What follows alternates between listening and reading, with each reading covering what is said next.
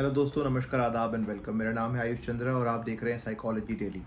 आज मैं ओसीडी के एक ऐसे टॉपिक के बारे में बात करने जा रहा हूं जिसके कई सारे ओसीडी वॉरियर्स को परेशानी होती है, जिससे कई सारे लोग जूझ रहे हैं, डरते हैं और ज़िंदगी उनकी ऑलमोस्ट घर में पैक सी हो गई है। और वो है रिलीजियस ओसीडी के अंतर्गत आने वाली एक प्रॉब्लम जिसको कहते हैं मन्नत ओसीडी। अब मन्नत ओसीडी जो है उसके बारे में मैं अगर बात करूं तो मेरे मैक्सिमम 99.9% जो मेरे ओसीडी वॉरियर्स हैं, वो जो मेरे पास आते हैं, ऐसा नहीं कह रहा कि और नहीं है, वो हिंदू धर्म से बिलोंग करते हैं या हिंदुइज़्म को फॉलो करने वाले लोग हैं या फैमिलीज़ हैं। अब मैं आपको कुछ चीज़ें बता दूं, ठीक है? कुछ फैक्ट्स ऐसे हैं जो आपको समझने पड़ेंगे और आपको ये समझ में आ जाएगा अगर आप वीडियो को एंड तक देखेंगे कि आपको इससे क्यों नहीं डरना चाहिए, ठीक है? और ये जो सारे तथ्य हैं, मैं एज अ साइकोलॉजिस्ट भी और as a Hindu practising Hindu भी बताना चाहूँगा आपको, ठीक है?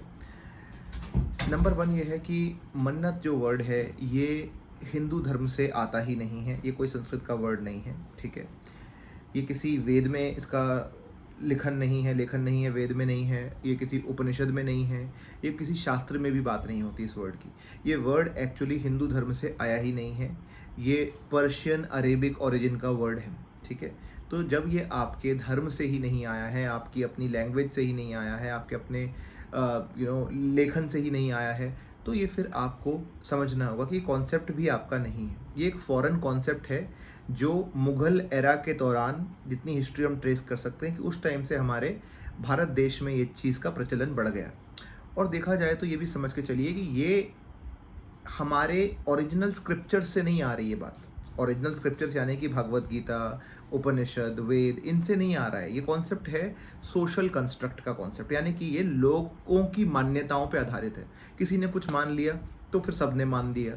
अब मान लीजिए ये ऐसा प्रोबेबिलिटी वाला मामला है कि मैं आपको विद ऑल ड्यू रिस्पेक्ट बता रहा हूँ क्योंकि आगे मैं एक्सप्लेन करूँगा इसको, कि मान लीजिए 1000 लोग हैं, 1000 लोगों ने किसी भी चीज़ को देखकर, ठीक है, मान लीजिए 1000 लोगों ने इस एसी के रिमोट कंट्रोल को देखकर विश मांगी, विश, कोई भी विश, ठीक है? किसी ने बोला एग्ज़ाम पास हो जाऊँ, किसी ने बोला कि मैं मेरी जॉब लग जाए, किसी ने कहा इंटरव्यू क्रैक हो जाए, किसी ने कहा शादी हो जाए, इस एसी के रिमोट को देखकर। 1000 लोगों में से आपको क्या लगता है कितने लोगों की जो मान्यताएं हैं या जो उन्होंने मांगा है वो पूरा हो जाएगा?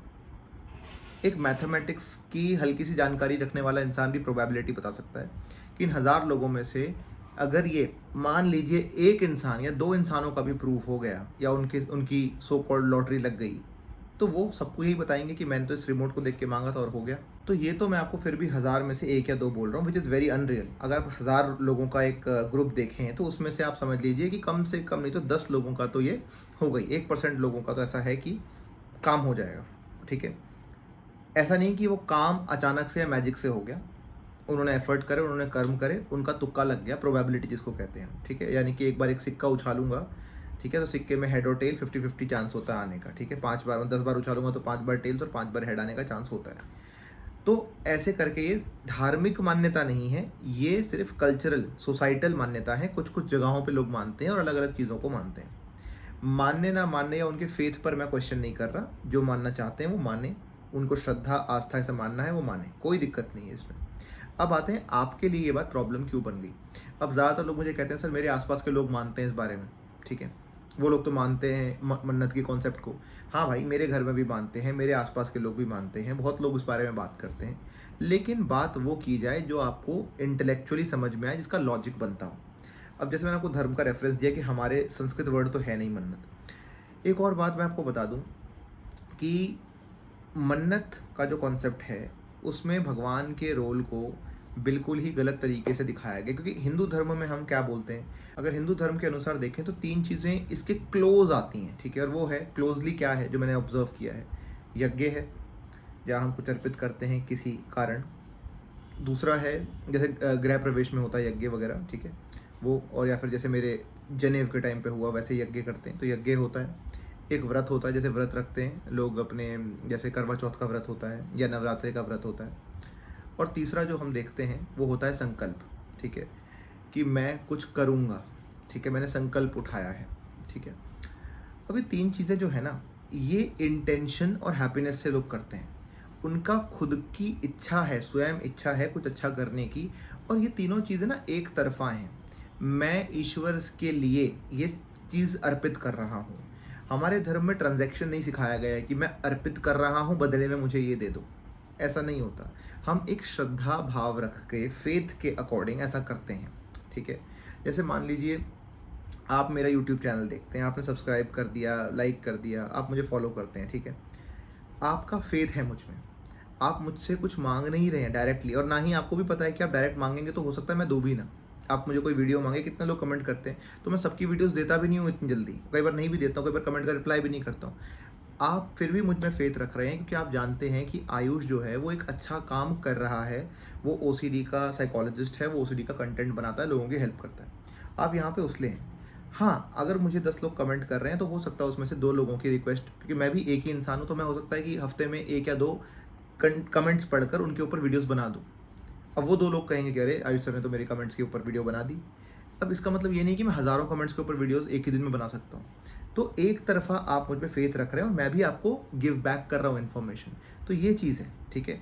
ये जो यज्ञ मैंने बताया, व्रत मैंने बताया और आपको संकल्प बताया, ये एक तरफ़ा ही है। आप अपेक्षा कर सकते हैं, फेथ रख सकते हैं, उम्मीद कर सकते हैं, बट ये कोई गारंटीड चीज़ नहीं है, ठीक है। तो ये बात आप समझ के चलिए। फिर जो सेकंड चीज़ मैं आपको बताना चाहता हूँ कि मन्नत के जो थॉट्स आपके मन में आते हैं वो ऑटोमेटिक होते हैं, उसका स्पिरिचुअल या रिलीजन से कोई लेना देना नहीं है, ठीक है। देखो, कोई इंसान अगर सो कॉल्ड मन्नत मांगता भी है, नॉर्मल जो लोग मानते हैं, वो अपनी इच्छा से, अपनी नीड के हिसाब से, अपनी वांट के हिसाब से चीज़ें मांगते हैं, ठीक है। मुझे एग्ज़ाम में पास करा दो, मुझे अच्छी शादी करा दो, मुझे गाड़ी घर दिला दो, ठीक है। और वो लोग अक्सर उस चीज़ के करीब होते हैं क्योंकि वो, उनको लगता है कि वो हो जाएगा, ठीक है। एक उम्मीद रहती है उनको, होप रहती है। उसके लिए वो कर्म भी करते हैं, फिर कुछ लोग कर्म करते हैं, कुछ लोग नहीं करते, ठीक है। लेकिन आपके मन में जो चीज़ें आ रही हैं मन्नत के तौर पे, ये आपके थॉट्स है ही नहीं। आप समझ के चलिए, मान लीजिए मेरे को एग्ज़ाम पास करना है, कोई स्टूडेंट है, उसको एग्ज़ाम पास करना है। एग्ज़ाम पास करने वाला स्टूडेंट जिसका एग्ज़ाम देना है और पास की उम्मीद रखता है, वो अगर सो कॉल्ड मन्नत मांगता भी है तो वो पास होने की मन्नत मांगेगा, वो हेलीकॉप्टर या गाड़ी खरीदने की मन्नत नहीं मांगेगा। तो क्यों ये डिफरेंस है? क्योंकि वो अपनी स्वयं इच्छा अनुसार जो उसको चाहिए वो मांग रहा है, ठीक है।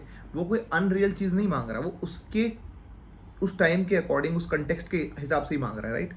अपनी इच्छा से मांग रहा है, अपनी खुशी से मांग रहा है। वो ऐसी चीज़ नहीं मांग रहा जो अनरियल है कि मेरे को दिया तो मैंने एग्जाम है और मैं बोल रहा हूँ कि भाई मेरे को हेलीकॉप्टर दिला दो भगवान। ऐसी चीज़ नहीं हो रही। आपकी जो मन्नत आपके मन में आती है, आप कहते हो ऑटोमेटिक मन्नत आ रही है, तो समझो ऑटोमेटिक आ रही है।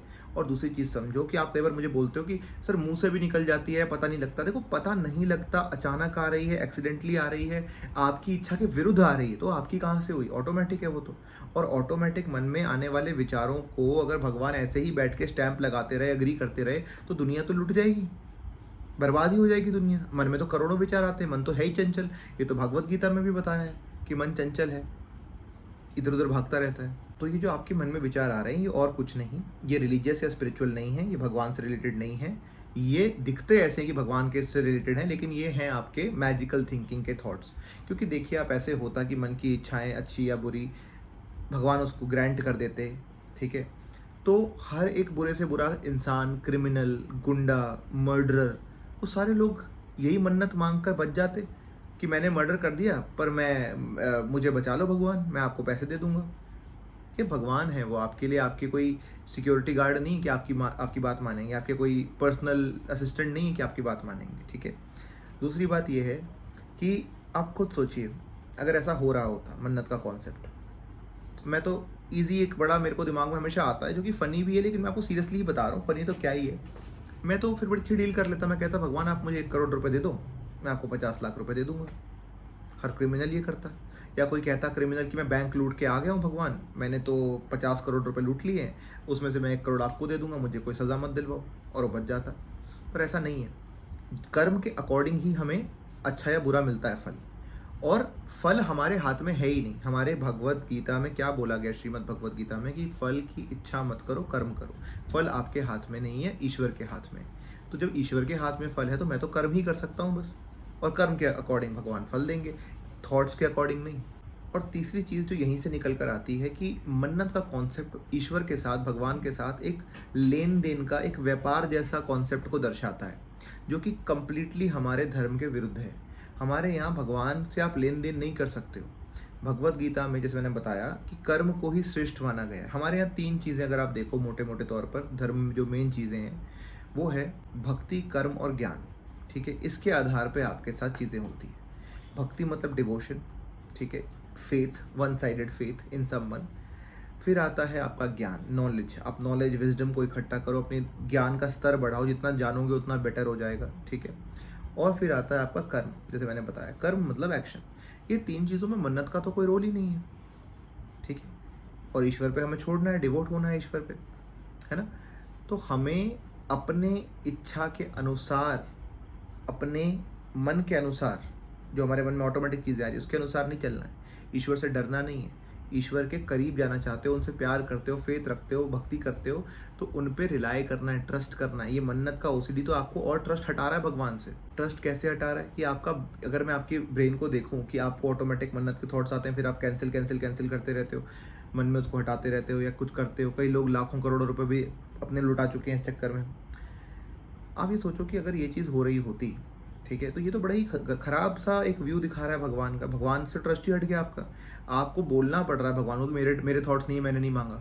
मतलब भगवान को नहीं पता क्या? आप जानते हो ओसीडी, आप मेरी वीडियो देख रहे हो, मैं जानता हूँ ओसीडी है। ईश्वर नहीं जानते कि ये ओसीडी के थॉट्स हैं, ऑटोमेटिक थॉट्स हैं, या आपकी इच्छा के विरुद्ध आ रहे हैं। तो ईश्वर तो जानते हैं, तो उनको बार बार क्या बताना, उनको बार बार जाके क्या क्षमा मांगना, या उनको क्या क्या बार बार उनके लिए अपनी इच्छा के विरुद्ध जाके काम करना, ज़बरदस्ती काम करना, फोर्सफुली एक्शंस लेना, ये कहाँ का नियम है? तो फिर ये मन्नत आती क्यों है? ठीक है, मैं आपको सिंपल बताता हूँ। पहला रीज़न है ओसीडी की वजह से आते हैं ऑटोमेटिक थॉट्स।